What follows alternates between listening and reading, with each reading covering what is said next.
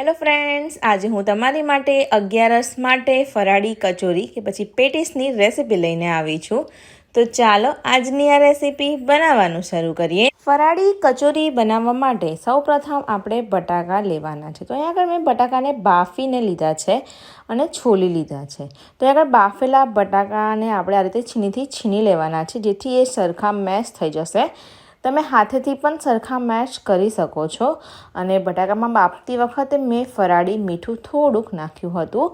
હવે અહીંયા આગળ સારી રીતે બટાકાને બધા છીણીને તૈયાર કરી લઈશું.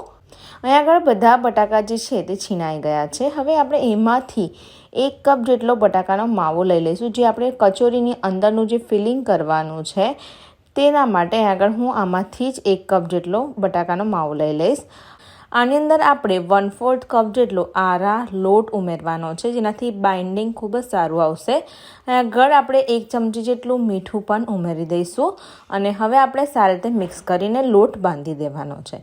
તો અહીં આગળ તમને એવું લાગે કે હજુ થોડુંક ઢીલું લાગે તો તમે હજુ 1 ચમચી જેટલો આરા લોટ ઉમેરી શકો છો. આરા લોટ ઉપવાસમાં ખાઈ શકાય છે, તો આ જ રીતે તમારે મિક્સ કરવાનું. પણ જો તમે આરા લોટ ઉપવાસમાં ના ખાતા હોય તો તમે મોરિયાનો લોટ આની અંદર ઉમેરી શકો છો.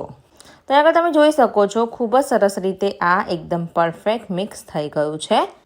તો આ એકદમ પરફેક્ટ આપણું ઉપરનું લેયર તૈયાર થઈ ગયું છે. તો એને આપણે બીજા બાઉલમાં ટ્રાન્સફર કરી લઈશું. ત્યાં સુધીમાં આપણે આગળ જે અંદરનું ફિલિંગ તૈયાર કરવાનું છે તે તૈયાર કરી લઈશું. તેની અંદર આપણે જે બટાકાનો માવો સાઈડ ઉપર રાખ્યો હતો તે ઉમેરીશું.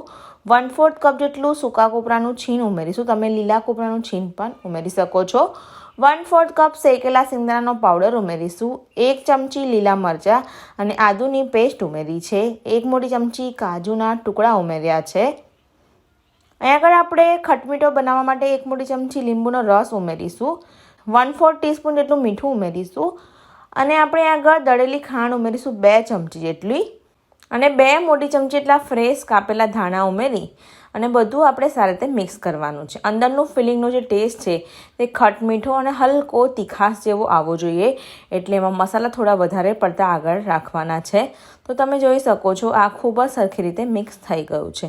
તો આ તૈયાર થઈ ગયું છે. હવે આપણે એમાંથી નાના નાના બોલ્સ તૈયાર કરવાના છે. તો એમાંથી આપણે હવે નાના નાના બોલ્સ તૈયાર કરીશું, આ રીતે મીડિયમ સાઇઝના. તો તમે જોઈ શકો છો સેમ રીતે આપણે બધા બોલ્સ પહેલાં રેડી કરીને તૈયાર કરી લેવાના છે. અંદરના સ્ટફિંગના બોલ તૈયાર થઈ ગયા છે. હવે આપણે ઉપરનું લેયર કરવાનું છે. જે પહેલાં આપણે લોટ બાંધીને રાખેલો છે તમારે હાથ થોડા તેલવાળા કરવાના છે અને એમાંથી આપણે હવે આ રીતે હાથેથી થેપી લેવાનું છે. જો તમારા હાથમાં ચોંટે તો થોડું તેલ લગાવી લેવાનું. આ રીતે હાથેથી થેપી અને આ રીતે ભરી દેવાનું છે.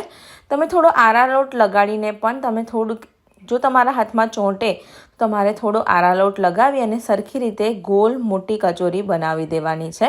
તો તમે જોઈ શકો છો ખૂબ જ સરસ રીતે આપણી આ કચોરી બનીને તૈયાર થઈ ગઈ છે. બસ આ જ રીતની રાખવાની છે. હલકા મેં હાથ આરા લોટવાળા કરી, જેથી એ ડીશમાં આપણે મૂકીએ તો પણ બિલકુલ ના ચોંટે. તો આ રીતે આરા લોટવાળી કરી લેવાની છે અને આપણી આ કચોરી તૈયાર થઈ ગઈ છે. તો તમારે બધી કચોરી આ જ રીતે ભરીને તૈયાર કરી લેવાની છે અને જ્યારે પણ તમારે ખાવાની હોય ત્યારે તમારે તળી લેવાની છે. તો અહીં આગળ તમે આ રીતે બધી તૈયાર કરી અને તમે ફ્રીજમાં 1 દિવસ માટે મૂકી શકો છો. તો અહીં આગળ મારી બધી કચોરી મેં બનાવીને તૈયાર કરી લીધી છે. તમે જોઈ શકો છો ઉપર આરા લોટ પણ લગાવી દેવાનો, જેથી તળતી વખતે એ બિલકુલ ચોંટે ના કે પછી ફાટે નહીં. હવે આપણે એને ગેસને મીડિયમ રાખી અને તળી લેવાની છે. તેલ ગરમ થઈ જાય એટલે આપણે કચોરીને એક એક કરી અને મૂકવાની છે. ગેસની આંચ અહીંયા આગળ મીડિયમ રાખવાની છે. ખાસ ધ્યાન રાખવાનું છે કે આપણે કચોરીને ફાસ્ટ ગેસ પર નથી તળવાની. ગેસની આંચ અહીંયા આગળ આપણે થોડી મીડિયમ રાખવાની છે, જેથી કચોરી અંદરથી ખૂબ જ સરસ રીતે તળાય અને બિલકુલ ના ફાટે. તો કઢાઈમાં જેટલી આવે એટલી તમારે મૂકી દેવાની છે અને તરત એને આપણે નહીં હલાવીએ. થોડી સેકન્ડો પછી આપણે હલકી તળાવા આવે પછી એને આપણે પલટાવીશું. તમે જોઈ શકો છો કલર ચેન્જ થવા આવ્યો છે. તો ચાલો હવે આપણે એને સરખી રીતે ફેરવીને સરસ ગોલ્ડન બ્રાઉન થઈ જાય ત્યાં સુધીને તળી લઈશું. અહીં આગળ તમે જોઈ શકો છો કચોરી ખૂબ જ સરસ રીતે ગોલ્ડન બ્રાઉન કલરની તળાઈ ગઈ છે.